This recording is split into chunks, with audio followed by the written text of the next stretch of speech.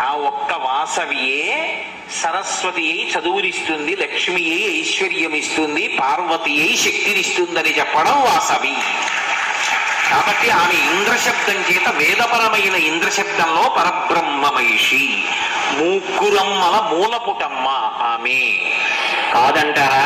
ఇంకొంచెం కిందకు వస్తానంటారా?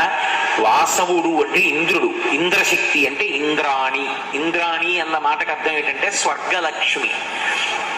సమస్త భోగములకు ఆలవాలము స్వర్గలోకము.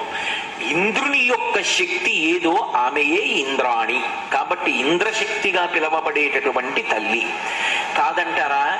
ఈ ఇంద్రియములకన్నిటికీ కూడా శక్తి అయినటువంటి రూపం ఎవరుందో ఆమెయే వాసవి. మీరు ఎన్ని రకాలుగా చెప్పండి, ఆమె ఎవరు అంటే ఆదిశక్తి, ఆమెయే పరదేవత. ఒకప్పుడు సీతగా వచ్చింది, ఒకప్పుడు